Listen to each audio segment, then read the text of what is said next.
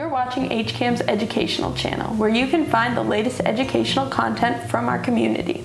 HCAM helps provide educational content produced by students, faculty, and staff of the Hingham Public School System. For more Hingham community updates, tune into HCAM's government channel on Comcast 9 and Verizon Fios 30, and HCAM's public channel on Comcast 97 and Verizon Fios 31.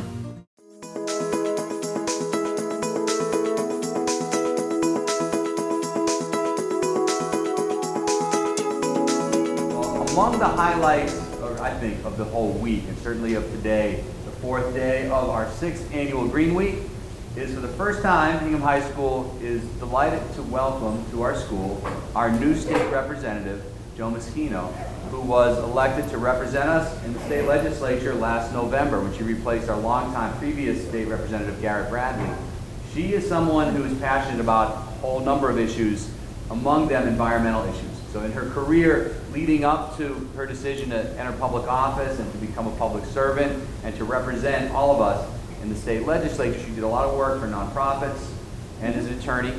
And she has brought to the office real concern for the environment, which is why on our green team, we thought, let's extend an invitation to Representative Meschino and see if she'd like to come out, meet with some of our students this week and talk to them about some of the pressing issues around environment. And she was particularly interested in hearing from you as well about the issues that matter to you as young people who are living in a world that is threatened by a lot of really urgent environmental problems. So I would like to devote all the time we have remaining to her, not to me. So please welcome our state representative, Joan Meschino.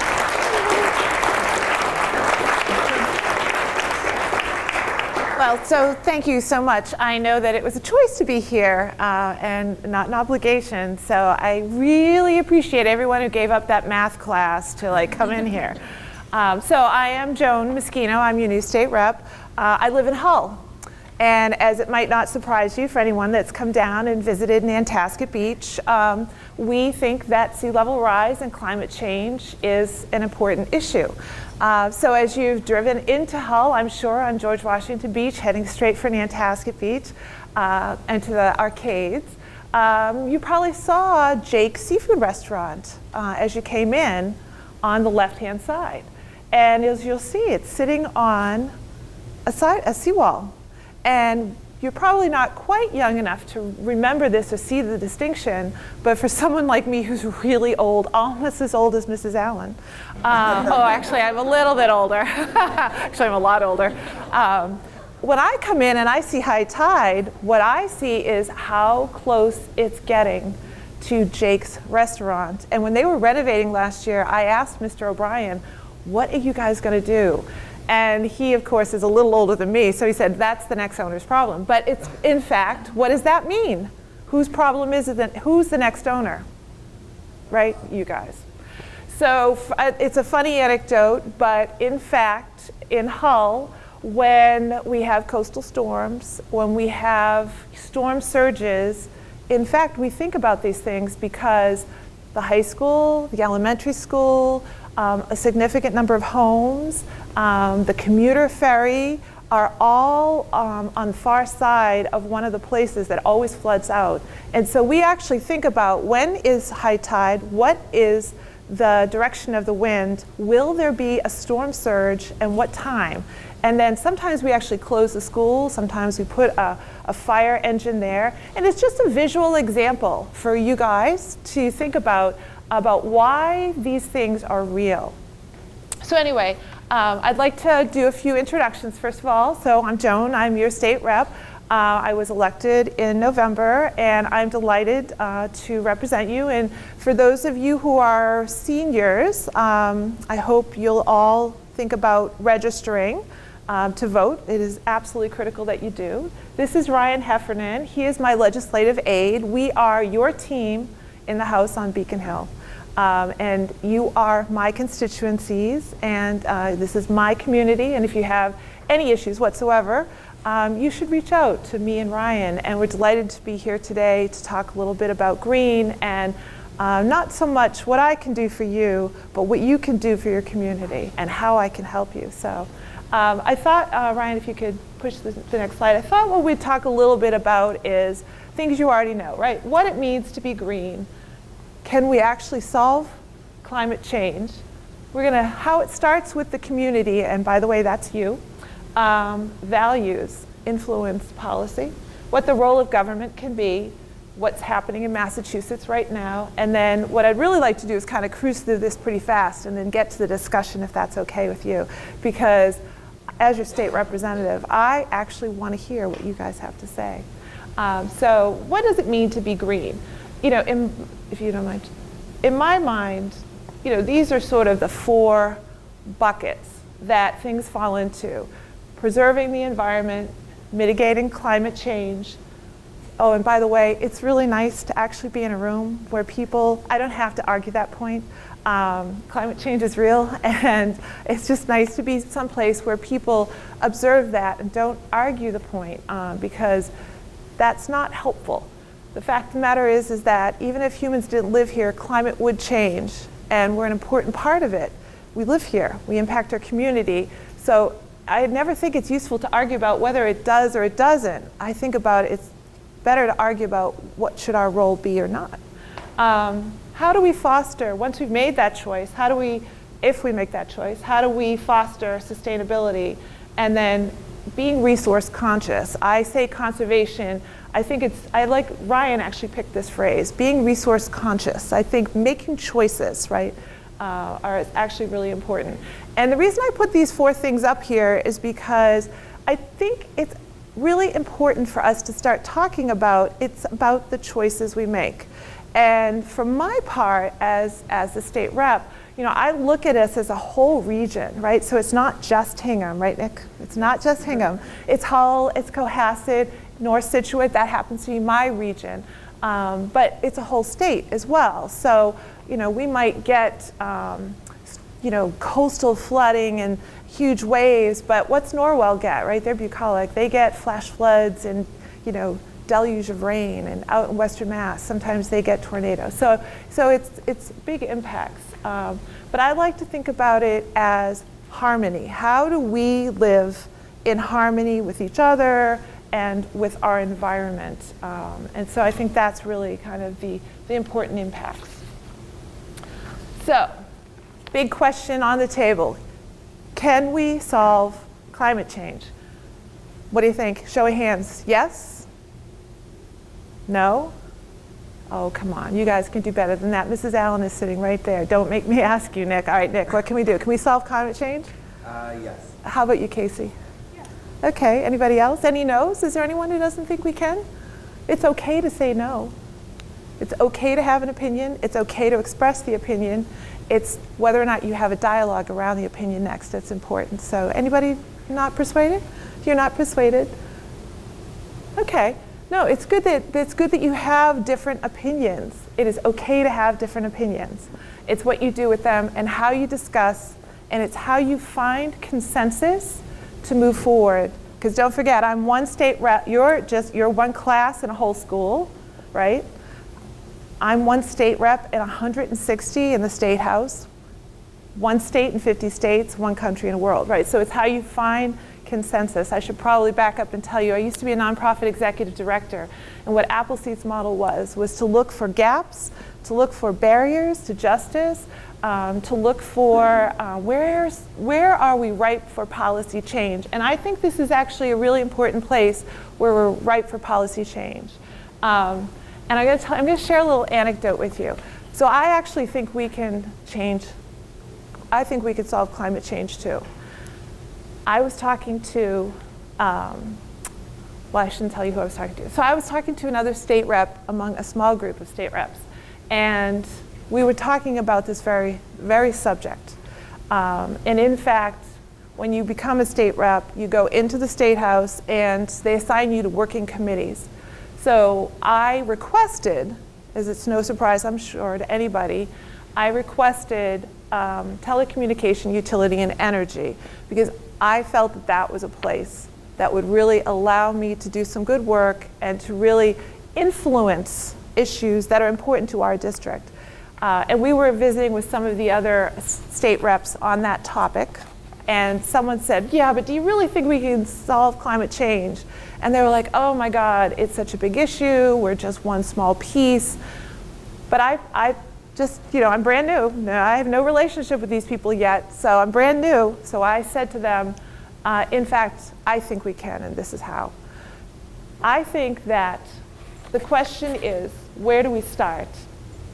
And what do we start with what we know, right? So we know that climate change is real. We see it. And even if we weren't here, it would happen. The question, I think, is, how do we impact it? So I walked in, and the first thing that Principal Swanson said to me is, forgive the dark hallway. Well, I didn't even notice it was dark. And he said, this is our Turn It Off Thursday, conserving on Thursday. That is one way to influence, right? So we all use the ambient light, even though it was a little cloudy outside. That means we use less electricity. That means that we're drawing less demand from ISO New England and from the larger system. That means that we're probably using solar power, which is about 10% or 5% of the grid, or maybe it's just natural gas, but we didn't overdraw the demand, so they didn't have to turn on the coal-fired power plant, and that's how it works, right? So small thing, little tiny thing, we turn the light off in the hallway, and we use the ambient light, and it has this downstream effect of using it. Now back to what I was talking about with the larger piece. I'm sitting in a room with influential people, and they're doubting whether or not they can do it. And I spoke up. And that's what all of you need to do as well, is you need to speak up with your ideas. So I'm going to ask you again, do you think we can start to maybe not change or solve climate change, but do you think we can contribute to mitigating the impacts of climate change? What do you guys think? Oh, please, come on. I came all this way in the rain. I had to park in the far lot. Come on, give me a yes. Give me a come on, I want to hear it. Can we contribute to mitigating some of the impacts of climate change? Yes. All right, you guys, you're getting better. Don't make me start calling on people. Anyway, so the question then becomes is, what can we impact? And that all starts with you, right? Could you send the next slide? So you're getting my theories in government and my theories in policy change. So I say we think globally, but act locally. So I say let's not try to let's leave it to weighty heads of government, and we can leave it to large think tank institutions to solve the big problems, right? We don't have to tackle things like, do we need carbon pricing? We need to think globally. We know we want to make a change, and we know we want to be part of the change, and we know we want to contribute. So think globally, but act locally. Turn off the lights. That was just a great example of it. The one I always use as an example is turn off the faucet when you're brushing your teeth, right? Why is all that water going down the drain? But I think it also starts with, what do we choose to value? So I'd love to hear a little bit about Green Week. So what were some of the things you guys chose to do and to value for Green Week? I'm just curious. Yeah. So we have a meatless Monday. Awesome. Because egg production is a huge contributor. And then we have paperless Tuesday? Treeless Tuesday. Treeless Tuesday. Where teachers try to plan paperless lessons. And then Waste Not Wednesday is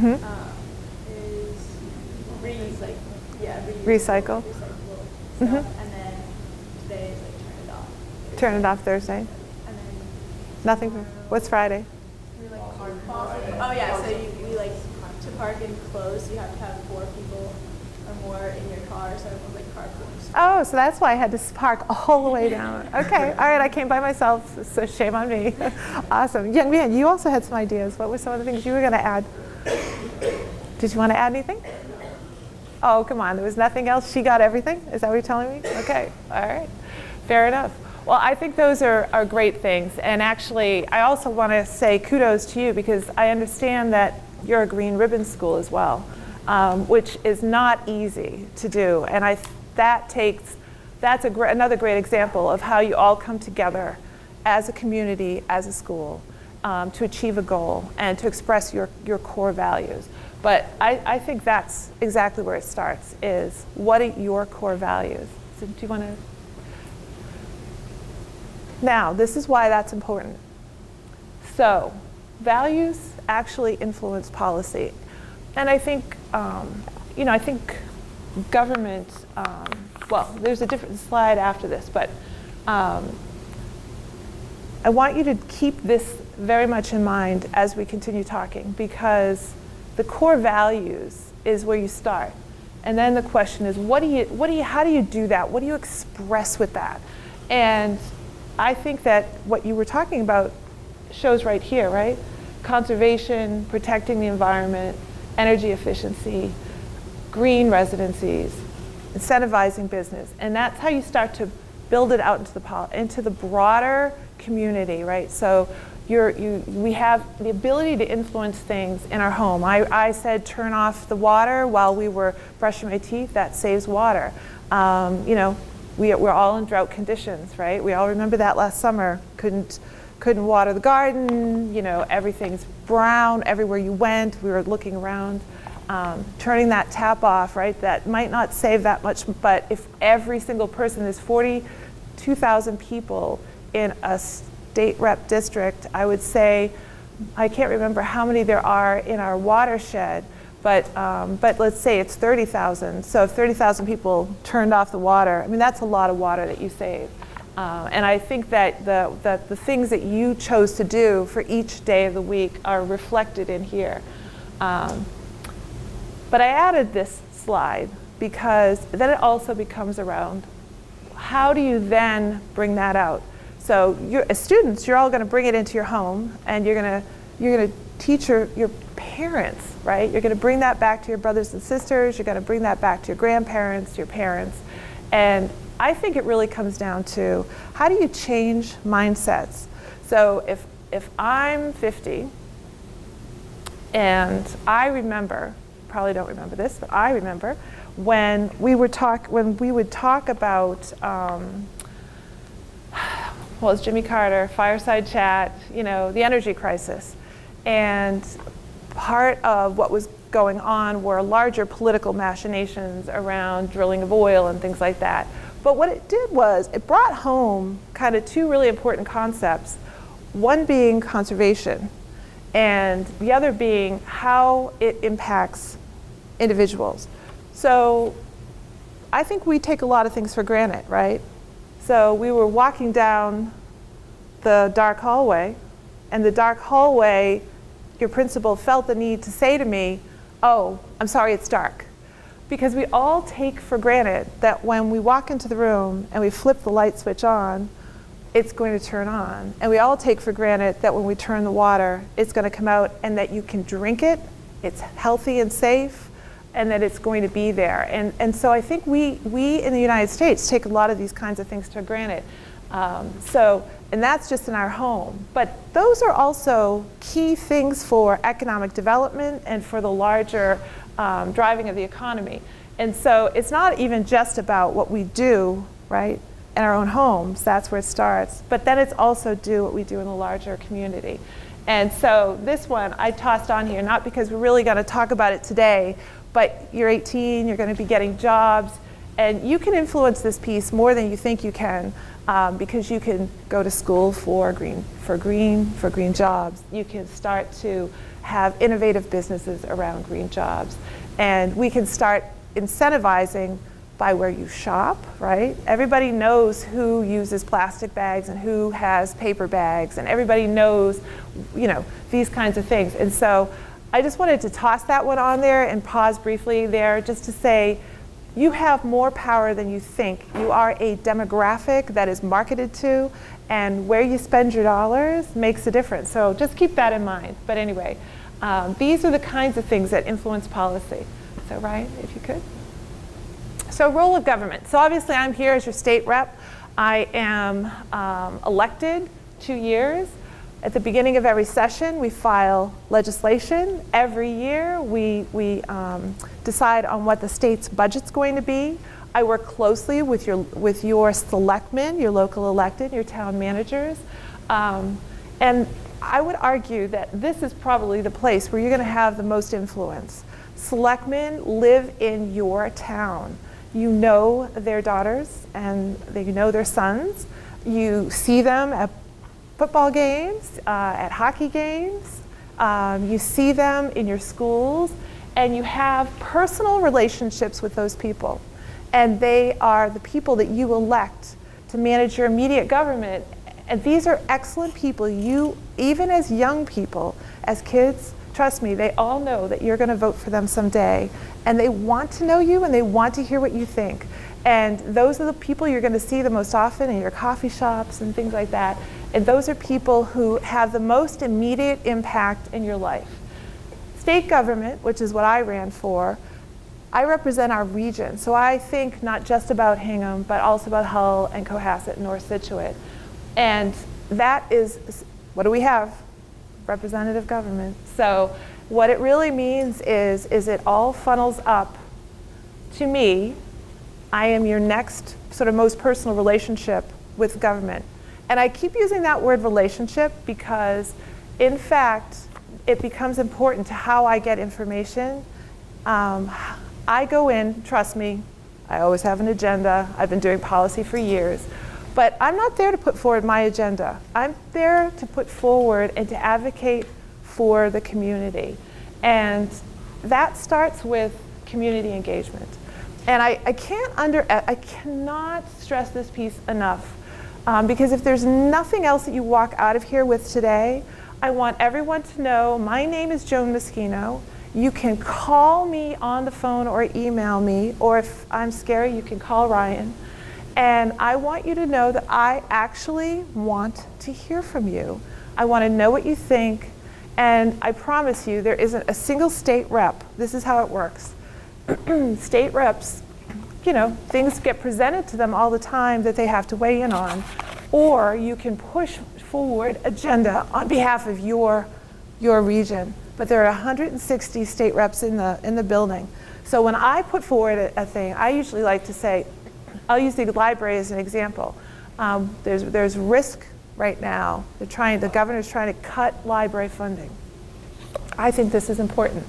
So I asked everyone who uses the public libraries to send me an email. I've got over 150 of them so far. And I walked in to the House Ways and Means and I said, I've heard from 150 people. That is actually a lot of people to hear from. And every time someone like you, Casey, if you say to me, I think this is important, we take note of that. And what I listen for is the broad themes, right? So government is deliberative, that is purposeful, and that is a good thing, and it's frustrating sometimes when it's slow, but that is actually to your benefit. What I want to hear from is large groups of people. So if Casey comes in and says, Joan, I think this is important, that's good and that's important. But if she said, there's 100 people in my class, and we all want you to focus on this, I'm going to really pay attention. And that's what it really is it's about building relationships and paying attention. And that's the community engagement part. And you don't have to wait to be registered to do that. You can do that right now. You can influence your parents, you can influence your friends, and you can influence government. So the other thing that obviously I throw on here, I don't need to say it because we're in school, but education, research, right? Educating yourselves on issues so we don't just react to them. But anyway, so that's the role of government. I thought you might like to know a little bit about what is happening in Massachusetts. In fact, this is a high priority for the state legislature. They realize that not only is it critical to our environment, and that we have to respond to it, or it's going to change the very nature of our communities. They also understand that it's an opportunity. Mass is #1 in energy efficiency, and that translates into jobs. And we happen to throw up the solar jobs because everyone's talking about that right now.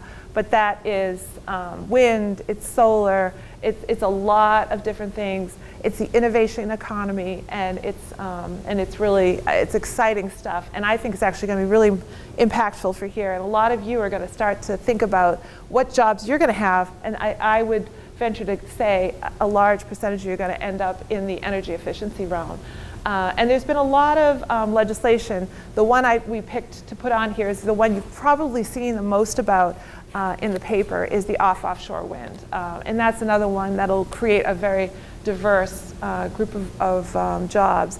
And it's important because as we think about whether or not to have renewable energy, right? So remember, we want to have reliable energy. We want it to have access to it all the time on demand, and we want it to be affordable, right? Because if you can't afford to turn the lights on in your house, it doesn't matter if you can or you can't.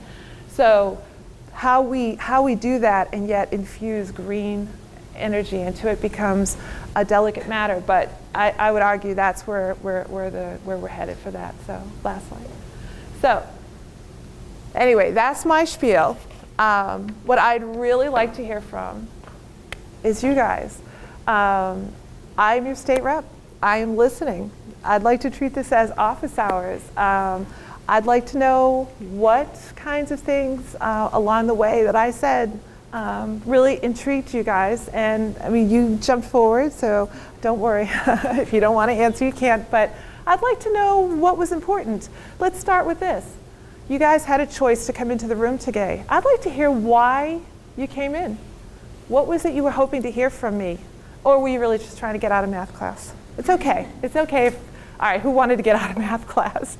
No? All right, good. All right, that's good. So would you like to start? I mean, why'd you come? Come on, Mrs. Allen's class.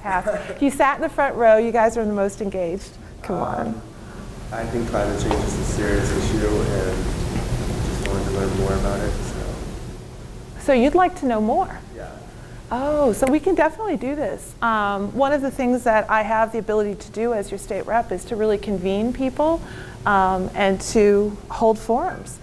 Do you think that people would come if I held a forum on, strategies for youth and young adults around climate change? Be careful when you say yes. I might actually ask you to help me with that. You should know this about me. I am a lawyer. And I was a healthcare attorney for years, but I've also been a selectman, and I was a nonprofit executive. And our model was really to engage pro bono and to engage volunteers. So if you say I'm interested in something, that's a de facto, I'm volunteering to help you thing, so just so you know. So you're volunteering to help, okay. What about anybody else? What do you guys think? Clap. I mean, do you really think that that would be a good forum to have, is on strategies for climate change? Yes? Okay, all right, so that's one. Ladies, how about you guys? Anybody else? No? Second row. You were pretty excited to share with me. What else what brought you in the room today? What's your name? George. What brought you in the room today? Oh, so you wanted to get out of math class. It's okay, everyone knows, it's cool. Calculus is important, though. I just tell you that much. I know that that's the joke, right, that you always see in different movies and stuff, like you'll never use algebra. That's not true. You do use it, actually. And that's coming from a lawyer. You mentioned a few things on the board about what Massachusetts is doing as a state. So I feel like as a person in a small town, I feel like it's hard to have a huge impact. But what is Massachusetts? What are the things Massachusetts doing? I know you have to win. So this is a great question. What are the things that Massachusetts are doing now? So one of the things that the state has made a regional commitment to, is to reducing its carbon footprint. And so one of the investments that the state has already made was a commitment to get us down to 20%, to shrink our greenhouse gas emissions by 20% by 2020. I think it's 2020.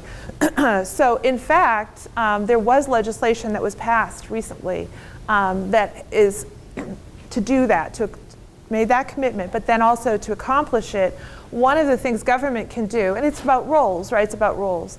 They can incentivize business. So the big users, do you guys know what the biggest there's the two biggest production of greenhouse gas emissions are for Massachusetts? Well, one, hold on to your seats, is leaked gas from natural gas pipelines. Don't get me started. I filed legislation on this one, by the way. And the second is actually commuting. So those two big ones, but then also industry, right? Using intensive. So we have things like biotech. That's an intensive energy user. Residential homes. That's big intensive energy user. So we've actually incentivized things like wind. We've incentivized power companies to produce solar, and they've had Wind, I think, has worked really well. We've had more trouble permitting it because you don't want to blow past those environmental impacts either. But the solar hasn't taken off as much. However, individual residential solar has, which I think is interesting. But you started with a question, which was, I don't know what we can make that much of an impact. I'd argue you can. I think you can. And I think that that piece is conservation, but it's also about where I sort of said on the 2 slides ago was where your dollars are. You know, did you know that you can actually choose who to buy your electricity from? Yeah, so you could do your parents could do research, and they could actually choose to buy electricity from green sources. And you know, you guys, must go on the internet all the time, right? I'm sure you're not allowed to have those in iPads or iPhones in the school, but you go on the internet all the time. Isn't that one of the things that you can see? Is it a green company? So you guys can actually look at whether or not a company is green and decide whether or not to purchase from that company. And trust me, people market, they do surveys and assessments all the time. And do you realize, you know, when you're online, what kinds of ads pop up when you're online, right? So for me, I always see things from like the Sierra Club and different things like that.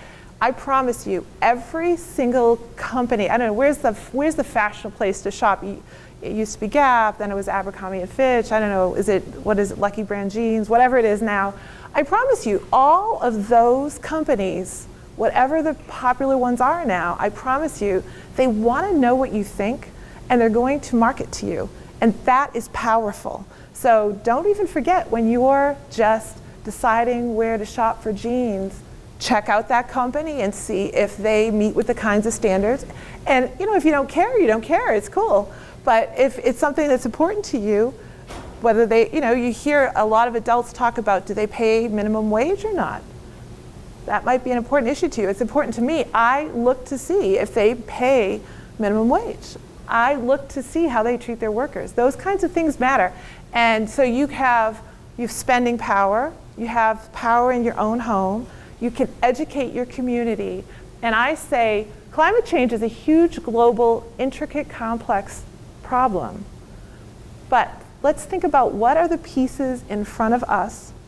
What are the pieces we can wrap our hands around? Who chose to park close and have 4 people come today? That is that is saving gas, that's saving space, right? So there's less of a need for pervious surfaces. So these things, these decisions every day that you guys make actually impacts it. And I promise you, I want to get reelected. I need your vote. I will pay attention to what you think is important. And don't worry, I use my own brain. I research everything I do. I am thoughtful about how I do it. So don't worry. People really do have to come and find consensus before they can move together. So don't worry, politicians aren't going to go renegade on you. I won't go renegade on you, but how we move together. And I think that's the heart of the question you're asking. So anybody else? I don't know, over here. What about like a carbon tax? Wow. That's an interesting question. So we do want to act globally, I guess. Okay. So does everyone know what carbon pricing and carbon tax is? Do you guys know what that is? And basically, it is a policy at the highest levels of government. And I think it's Vancouver, and I think Oregon. I think it was Oregon. I think Canada's done it. I feel like there's one other country that's done it too. But basically, what they say is they think about, they measure how much carbon output, how much greenhouse gas emissions are you going to do, and they put a price on it.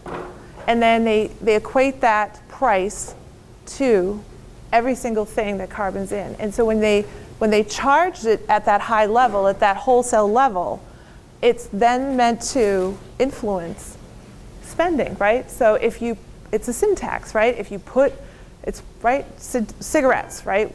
We tax cigarettes, think twice what they actually would normally cost. And the idea is to influence people and to change mindsets and to make consumers make better, more beneficial choices. Do you want a lot? Do you want a lot of carbon things? You pay a higher tax for it. Do you want to make a shift to renewable energy? Then you save money. And so it's that basic an idea. It's actually more complex than I'm making it. But I actually think this is an interesting idea, because it really, we live in a consumer, right? We have competition. That's our society. Is based on competition and economic challenges. So, I think that if you really want to engage everybody at the lowest levels, it's not a bad way to do it, is it, right? It really, and it influences people not just in our local community, right? It influences everybody worldwide. And I think it's an interesting one to do it. Here's the challenge, though. At the end of the day, if it costs more for energy for a big manufacturer, how do they recoup that cost? What do they do? Yeah, they pass it on to the consumer. And that's meant to be the idea, going back to what I was saying before, is companies that are green, right? You can make a choice between two companies. You can compare them, all things being equal, on the quality of the product. You can compare them for other core values that they have. So what I worry about is that all going to just be a way for big corporate to push the costs off onto, people who maybe can't afford it? So we all live in Hingham, right? It's a pretty wealthy community, and I don't mean that in the monetarily everyone in the room is rich. That's not what I'm saying.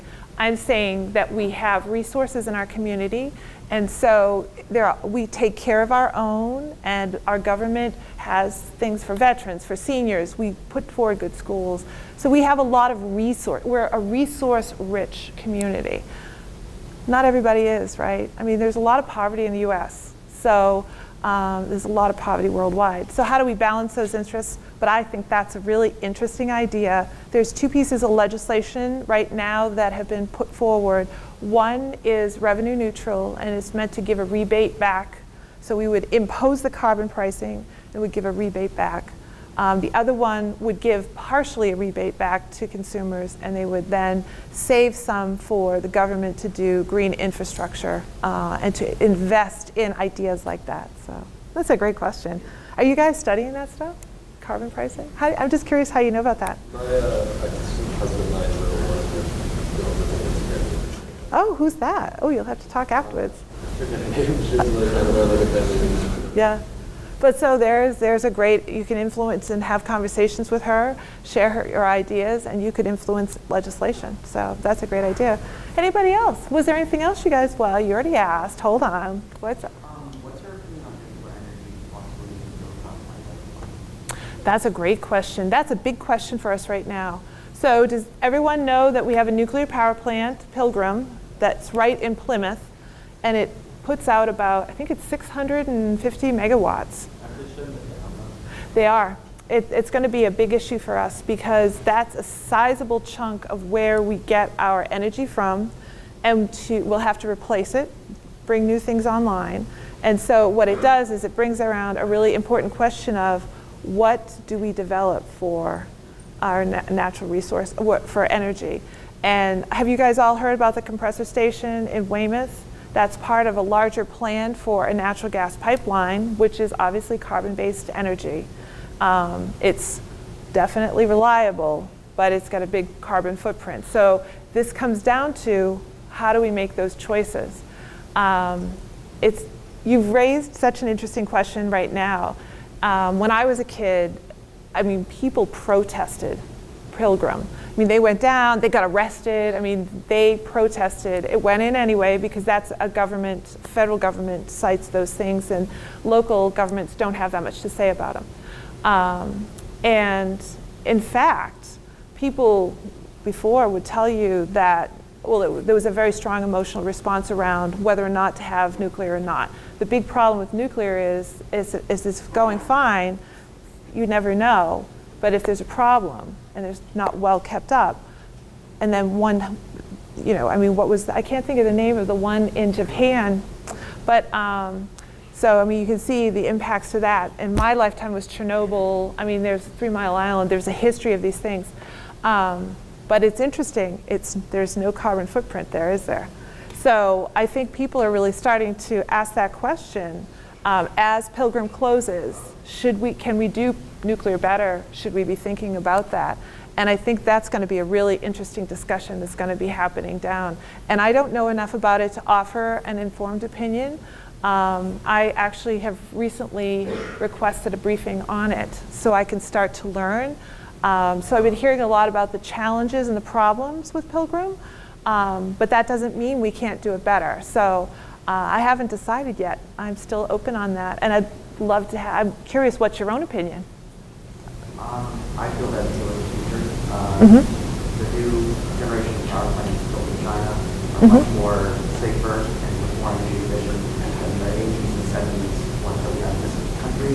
And I feel that if there was, I don't want to say less regulation on nuclear energy, because then that may come to mind like, oh, it's unsafe and stuff, but like more incentive to build nuclear power plants in this country could be a lot more efficient than more natural gas lines or maybe wind farms, something like that. Yeah, I think that's a really interesting idea, and it's something I'm actually very open to. And I think a lot of people are starting to think along the same lines as you. And it's interesting because you use the word regulation. You're right, we do have to regulate things to make sure they're safe, they're done properly, that corporate doesn't cut corners and do things less safely. So government involvement, that's a great example of how it can work really well. But it's interesting you use the word incentivize, because where we incentivized solar, we incentivized wind. We incentivized hydroelectric power, right? So that's a big piece of what we're doing. So I think that's the next question. I think you're on cutting edge. So, and what does everyone else think about Pilgrim? I'm just curious. Is anyone else interested in the idea of nuclear? Yep, definitely. Excellent. Very interesting. Great. How are we doing for time? Are we okay? 5 minutes. So, unless there's any other burning questions, why don't we maybe wrap up? Oh, you had a question. So you are saying that you're really interested in your constituents giving you advice on how to vote on certain bills and things. How do we find out what you're voting on? Like you just said that library funding is great. I had no idea. So how do you know what to advise on? So I'm going to just get on my soapbox for 2 seconds. So part of the whole idea, I had one point up there about community engagement. This is United States. I'm sure you all take social studies. You have a responsibility as a citizen of the United States, as a member of your community, as someone who votes, to pay attention. I think it's really interesting how things have changed about how we get information now. So in some ways, it's so much easier. If there's issues that you're passionate about, certainly express them to me, and to the extent that we can, we're always happy to send out information. Like, so if there's something cool going on in the State House, they're briefing on, say, nuclear, I would call you, right? So, but obviously 40,000 people later, that's impossible. You have to take responsibility for yourselves and for what you know and for what you learn. You have to pay attention. That is the first step in community engagement. So if there's something that you're absolutely passionate about, carbon pricing, there's been a lot of groups, ELM, the Environmental League, the Sierra Club, there's a 350 node here in Hingham, run by one of your former selectmen, Laura Burns. There's all of these really interesting groups out there that are talking about these subjects. I say, sign up for the newsletters and read them. Reach out, look, the State House website has every single bill that goes before a committee for hearing. You can sign up to get those, what are they called? Updates. Yeah. To answer your question super directly, malegislature.com. Yeah. The Facebook for your state government. Really incredible. You can make an account. You can add in who you want to follow. Right. Maybe your senator, your representative, and it'll give you updates on what they're voting on. Yep. I know when I was your age, I used to think government was this thing that happened over there and all these obscure tax reform and stuff. There are really relevant issues that we pick up every day. Something that the representative and I joke about a lot is kind of the animal-oriented. Oh yeah, that's a legislation. cute example. We're dealing with legislation. There's one called Saving Puppies and Kittens. Is essentially the name of the bill. And so I'm using that as an example to kind of say that we really are grappling with things that happen on the here and now, and things that you deal with every day. And so it's good to like keep those updates, and you can get that. So malegislator.com, easy to use if you ever want to check in on what we're doing. It will give us a record of what we're voting on, how we voted, Yep.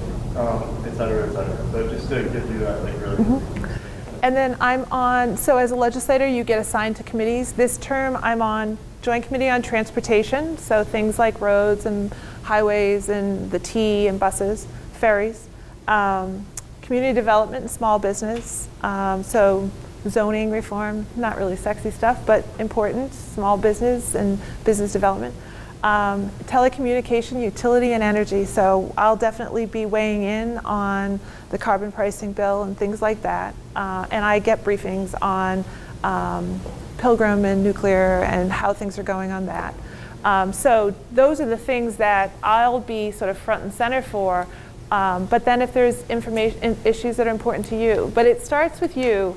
I think a lot of times the internet lets us think that we can just get news feeds and that we can be passive about it, but that is not representative government. That is not democracy. You have to pay attention, and you have to look for your opportunities to share with me what's important to you.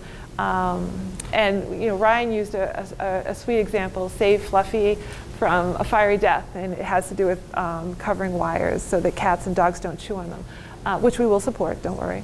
But also, I know, but we will, absolutely we will. But it's also about how you raise things to us. There was a really important issue about funding for young adults with disabilities when they change, when they hit 22 and they age out of the system, and how we support that. I had no idea that was, but it was a mom in Hingham that came to me and said, we need to educate you on that. So you guys are always welcome to do that to us too. So, and this is the beginning of a relationship. So I am delighted to meet all of you, and happy to stay if your principal lets you to talk further. But we have office hours at the Senior Center, and soon we'll have it at the library. So you guys can make an appointment anytime, swing by and talk, or send us an email, a nice email. We're on Facebook too. Yeah, we're on. Your motive. Yeah. Stop right there. Yeah. So anyway, but you guys are great. I know I'm just an old politician, so thank you.